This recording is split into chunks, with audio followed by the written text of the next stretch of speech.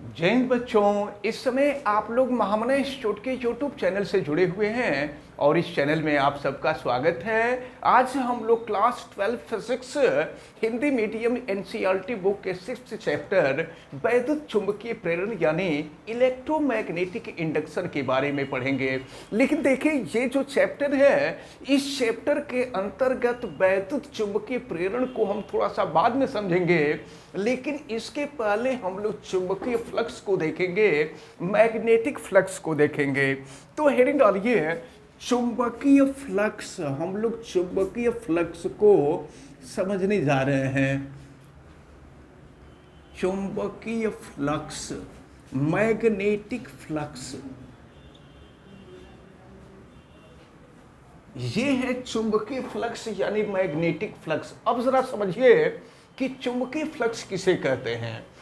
अगर चुंबकीय क्षेत्र में स्थित कोई तल है, देखें ये चुंबकीय क्षेत्र में स्थित कोई तल है, तो इस तल से होकर गुजरने वाली लंबवत बल रेखाओं की संख्या को ही, ये जो लंबवत बल रेखाएं होती हैं, इनकी संख्या को ही चुंबकीय फ्लक्स कहते हैं। तो अच्छी तरह से आप डिफिनीशन याद रखे रहिएगा कि चुंबकीय क्षेत्र में स्थित किसी तल से होकर गुजरने वाली लंबवत बल रेखाओं की संख्या को ही चुंबकीय फ्लक्स कहते हैं।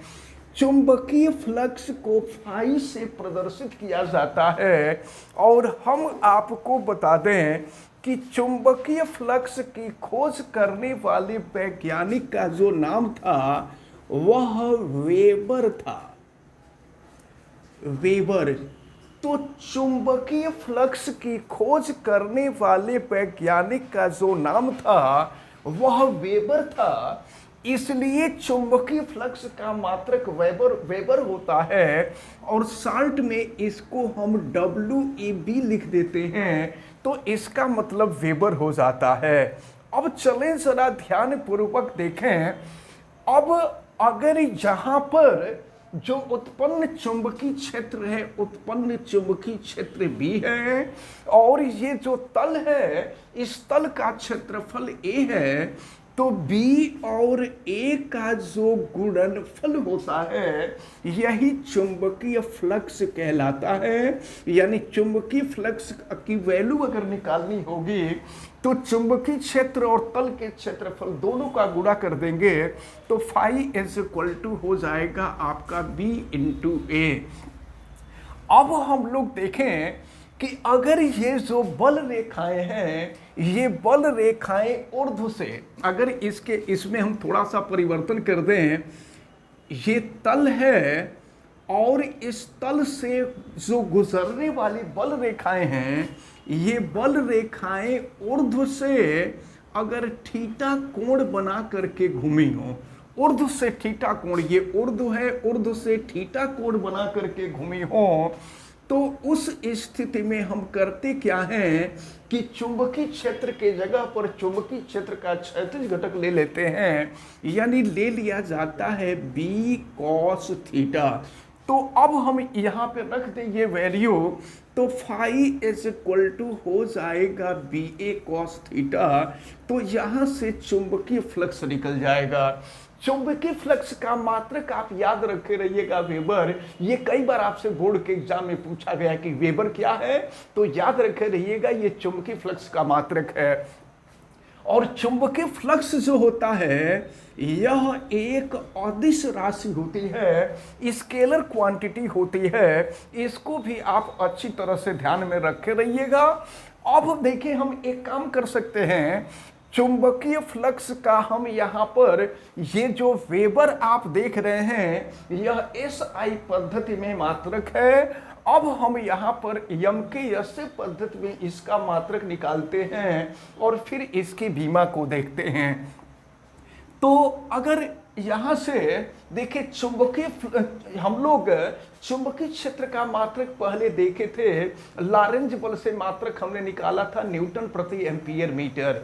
और यहां से अगर हम चुंबकीय क्षेत्र का मात्रक जरा देख लें तो B इज इक्वल टू हो जाएगा फाई अपॉन ए। तो फाई चुंबकीय फ्लक्स है, चुंबकीय फ्लक्स का मात्रक हमने आपको वेबर बताया, और ए क्षेत्रफल है, क्षेत्रफल का मात्रक मीटर स्क्वायर। तो यहां से एक मात्रक और मिल रहा है आपको चुंबकीय क्षेत्र का, वेबर पर मीटर स्क्वायर। एक चीज और हम आपको बता दें कि चुंबकीय फ्लक्स का मात्रक आप वेबर तो देख ही रहे हैं, यस ये सीजीएस पद्धति में चुंबकीय फ्लक्स का जो मात्रक होता है वो मैक्सवेल होता है। इसको भी आप अच्छी तरह से याद रखे रहेंगे। तो सीजीएस पद्धति में चुंबकीय फ्लक्स का मात्रक मैक्सवेल होता है। अब वेबर और मैक्सवेल में रिलेशन क्या होता है, तो इसको देख लें कि 1 वेबर इज इक्वल टू ये 10⁸ मैक्सवेल होता है, और मैक्सवेल को हम यहाँ पर शॉर्ट में लिख देते हैं MAX। तो ये रिलेशन आप अच्छी तरह से याद रखे रहिएगा कि SI पद्धति में चुंबकीय फ्लक्स का मात्रक वेबर होता है, और सीजीएस पद्धति में चुंबकीय फ्लक्स का मात्रक मैक्सवेल होता है। और वेबर तथा मैक्सवेल में जो रिलेशन है 1 weber is equal to 10⁸ maxwell होता है। अब चलिए हम आगे बढ़ते हैं, यहां से इसका मात्रक देखते हैं। तो फाई इज इक्वल टू, आप देखें ये B है, B चुंबकीय क्षेत्र है, और चुंबकीय क्षेत्र का मात्रक हमने आपको बताया न्यूटन पर एम्पियर मीटर होता है, क्योंकि F is equal to IBL होता है। तो अब जो है देखिए इसको क्लियर कर देते हैं, लॉरेंज बल F is equal to IBL हुआ करता है। और यहाँ से अगर हम B की वैल्यू निकालें तो F अपान हो जाएगा IL, तो ये न्यूटन हो जाएगा, और ये एम्पियर हो गया, ये मीटर हो गया। इसको आप अच्छी तरह से याद रखे रहेंगे। तो चुंबकीय क्षेत्र का मात्रक न्यूटन पर एम्पियर मीटर, और ए क्षेत्रफल है, क्षेत्रफल का मात्रक मीटर स्क्वायर होगा। तो स्क्वायर से ये मीटर कैंसिल हो जाएगा, न्यूटन मीटर बचेगा। तो अब देखिए न्यूटन जो होता है वह किलोग्राम मीटर पर सेकंड स्क्वायर के इक्वल होता है, और यहाँ पर मीटर पहले से बचा ही है, और ये है एम्पियर।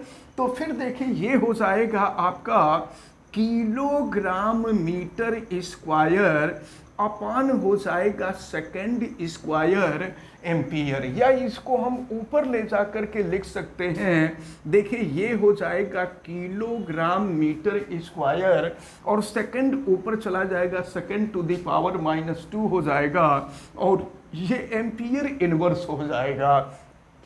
तो ये फाई का हमने MKS से पद्धति में मात्रक हमने देखा। अब यहीं से हम बीमा निकाल सकते हैं, फाई की बीमा। तो देखिए किलोग्राम द्रव्यमान का मात्रक है, द्रव्यमान की बीमा M होती है, ये मीटर है। तो मीटर जो है लंबाई का मात्रक है, ये L हो जाएगा, L स्क्वायर। सेकेंड T है, ये T टू दी पावर -2 हो जाएगा, और फिर एम्पियर, तो ये A इनवर्स ही होगा। तो इस प्रकार चुंबकीय फ्लक्स की जो बीमा आप देख रहे हैं ये है ML square T-2 A inverse. तो इस प्रकार जो है ये चुंबकीय फ्लक्स काफी इंपॉर्टेंट टर्म है, ये आपसे हमेशा पूछा जाता है, इसको आप अच्छी तरह से तैयार रखे रहेंगे। अब हम लोग देखेंगे, जैसा कि चैप्टर का नाम है वैद्युत चुंबकीय प्रेरण, तो वाकई वैद्युत चुंबकीय प्रेरण किसको कहते हैं हम लोग ये देखेंगे। देखें, आपको ओरेस्टेड का प्रयोग मालूम है। ओरेस्टेड ने ये बताया था कि जब किसी चालक तार में विद्युत धारा प्रवाहित होती है तो उस चालक तार के चारों तरफ चुंबकीय क्षेत्र उत्पन्न हो जाता है। तो सन 1831 ईस्वी में देखें ओरेस्टेड का जो प्रयोग हुआ था ये 1820 ईस्वी में हुआ था। ओरेस्टेड ने बताया था 1820 ईस्वी में कि जब किसी चालक तार में विद्युत धारा प्रवाहित होती है तो चालक तार के चारों तरफ चुंबकीय क्षेत्र उत्पन्न हो जाता है।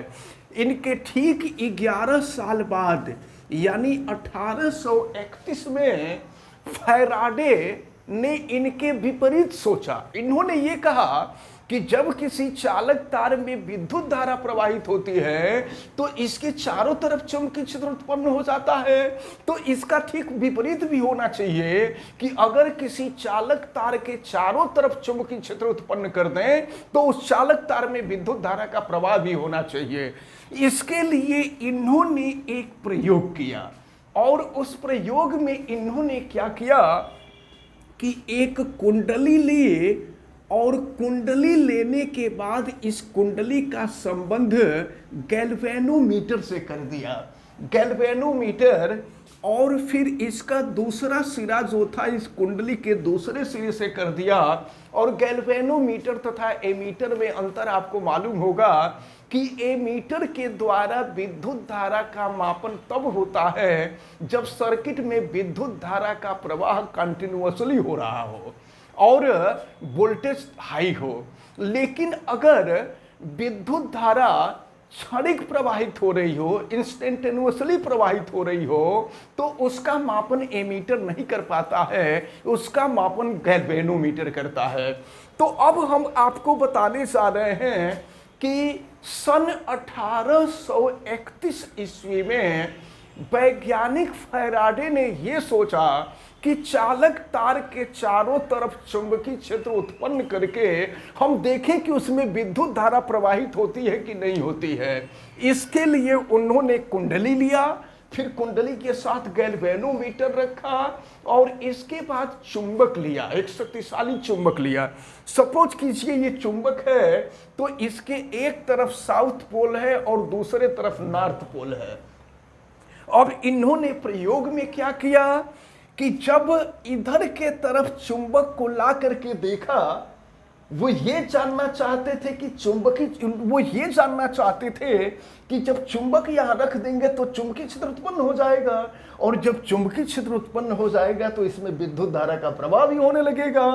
तो जब यहां चुंबक को इन्होंने रखा तो कुंडली में विद्युत धारा का कोई प्रवाह नहीं हुआ। फिर उठा करके इन्होंने चुंबक को उलट दिया कि हो सकता है अब विद्युत धारा का प्रवाह होने लगे, लेकिन तो भी विद्युत धारा का प्रवाह नहीं हुआ। फिर इस चुंबक को उठा करके इधर की तरफ लाए और अब देखना चाहे कि हो सकता है अब कुंडली में विद्युत धारा का प्रवाह होने लगे, लेकिन विद्युत धारा का प्रवाह नहीं हुआ।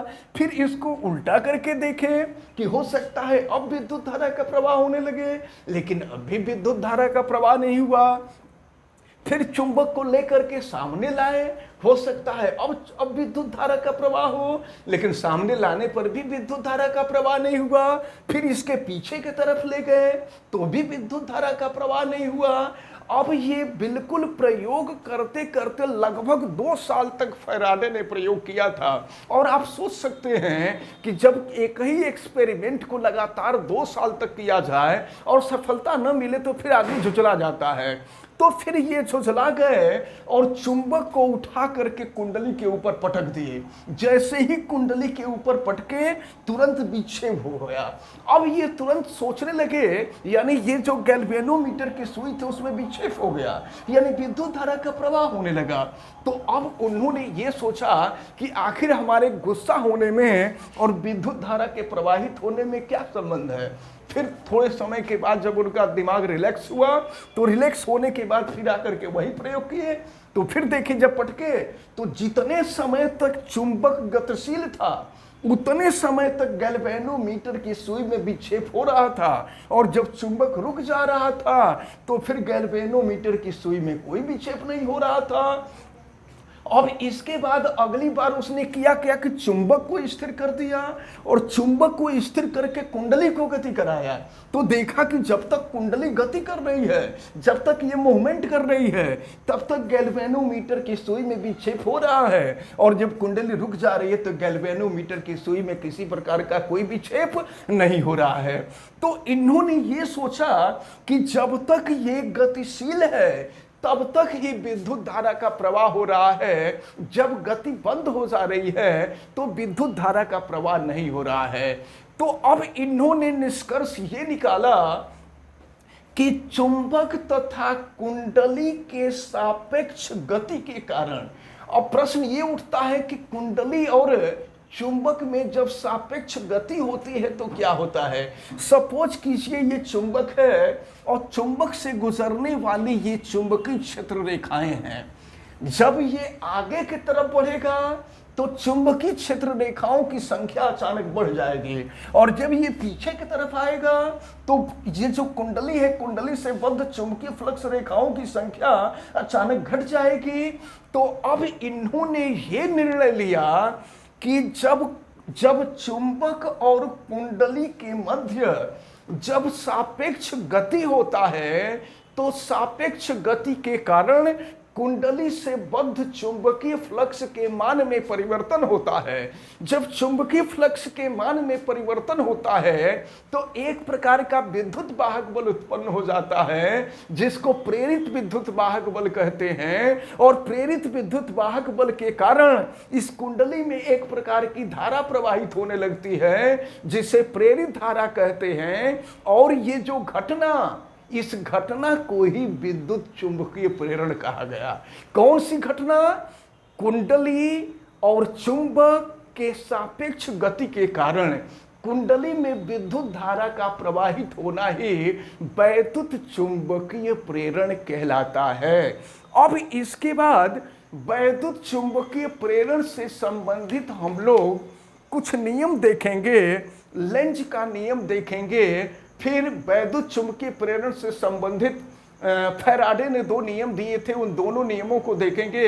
हालांकि आपके पुस्तक में 3 नियम के रूप में उसको डिस्ट्रीब्यूट कर दिया गया है, लेकिन दोनों नियम में ही तीनों नियम जो है वो हो जाएंगे, आ जाएंगे। तो अब इसके बाद कुछ जो है सूत्रों का हम लोग डेरिवेशन भी देखेंगे। फिलहाल हमें उम्मीद है कि ये विद्युत चुंबकीय प्रेरण की डिफिनीशन आपको अच्छी तरह से समझ में आ गई होगी। इसको आप अच्छी तरह से तैयार किए रहिएगा। ये बहुत इंपॉर्टेंट टर्म है, जो दोनों टर्म आज आपको बताए हैं, ये एग्जाम में पूछा जाता है। इसको आप अच्छी तरह से तैयार किए रहिएगा। और हाँ, वीडियो को आप लाइक जरूर कीजिएगा, और अगर चैनल पे नए हैं तो चैनल को सब्सक्राइब भी कीजिएगा, बेल आइकन को भी प्रेस करें। और अगर किसी प्रकार की कोई दिक्कत समझ में आती है तो आप हमें कमेंट करके बतावें भी। आप सभी लोगों का बहुत बहुत धन्यवाद। जय हिंद।